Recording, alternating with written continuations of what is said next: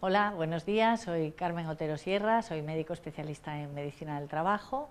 Actualmente trabajo a tiempo parcial en un hospital, en el Hospital Sant Joan de Déu de Martorell, y aquí en el CERPIE como investigadora, y soy profesora asociada de la UPC. Bien, la medicina del trabajo actualmente y bueno, en todos estos años y en el futuro debería tener sobre todo tres retos principales. Uno es intentar colaborar con el Sistema Nacional de Salud en la disminución de los factores de riesgo cardiovascular que hay en todas las personas, sean personas sanas o personas que ya tienen o han tenido un proceso de infarto o ictus, etc. El segundo es que, bueno, caminamos hacia una edad madura, todos, con las lesiones osteomusculares. Tenemos que intentar que en el trabajo tener mejores posturas, no tener movimientos repetitivos, no tener que hacer tanta fuerza, etc. Es decir, lo que nos ha dicho ya durante estos últimos 30 años la ergonomía, seguir haciendo para que las personas tengamos menos lesiones en el trabajo, pero también en nuestra vida privada, y recomendar cómo hacer, cómo llevar la compra, cómo tenemos que hacer las camas, cómo dormir, o sea, recomendaciones de tipo general y de tipo específico en el lugar de trabajo también. Y por último es el tema, bueno, estrella, que es la salud mental. La salud mental en el trabajo es un tema que aún tiene algún estigma y tenemos que intentar luchar contra este estigma. No solo hay enfermedades mentales diagnosticadas como tales, enfermedades mentales graves, sino que hay enfermedades sociales, enfermedades de la sociedad. Tenemos que ser capaces de detectar pronto estos síntomas para tomar conciencia y hacer recomendaciones también a las personas para que puedan seguir trabajando con normalidad. Bueno, el sector sanitario es un sector básicamente femenino. No solo el mundo del personal auxiliar, el personal de enfermería, actualmente el personal médico, hay muchas mujeres en medicina. Ya cuando yo estudié, la mitad ya éramos mujeres, y actualmente más del 50% son mujeres que estudian la carrera de los estudios de medicina.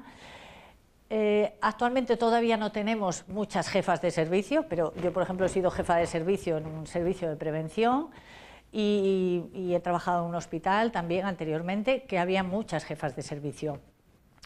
Aún no hay tantas como nos gustaría todas, ¿no?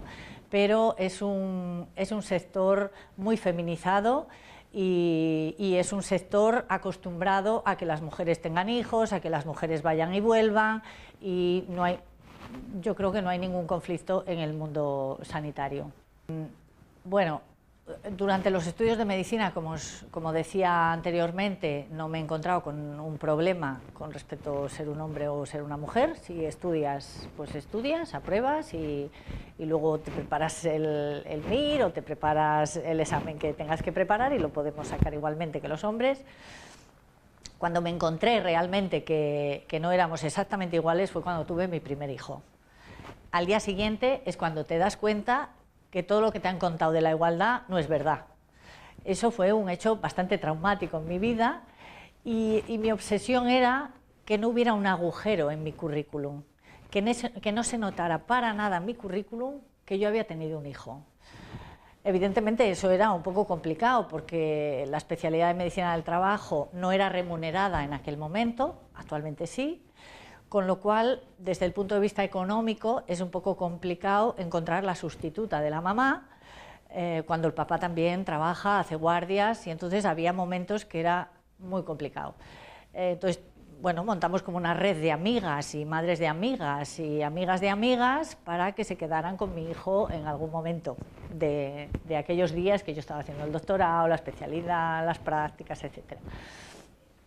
Realmente la solidaridad femenina, incluso de amigos, no voy a decir solo femenina, funcionó. De hecho, en mi currículum no se nota que yo tuve aquel hijo en el año 94, y eso cambió con respecto a mi segunda hija, que nació mucho tiempo después, y no tuve ningún inconveniente en reducirme la jornada, ningún inconveniente moral o privado, ¿no? Y en el trabajo consideraron que tampoco había ningún problema porque yo me redujese la jornada, todo era posible y aparte de eso la verdad es que no me he encontrado con ninguna discriminación en el mundo profesional, ¿eh? Bien, como decía antes, el tema de la salud mental, bueno, es una de las 3 causas principales de absentismo laboral, de que las personas dejen de ir al trabajo.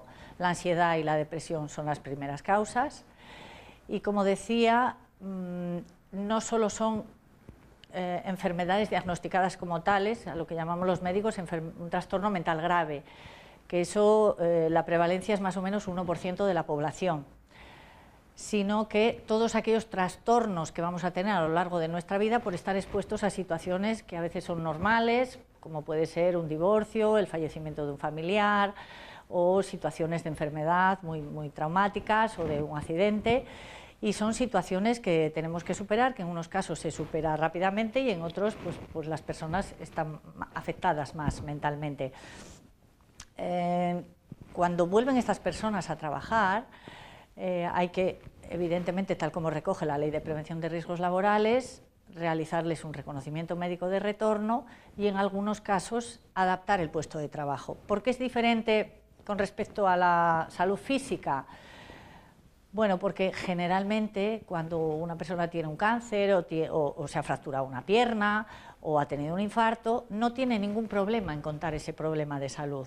En cambio, cuando una persona ha tenido, por ejemplo, un intento de suicidio, no lo cuenta, no se cuenta nunca ese tema.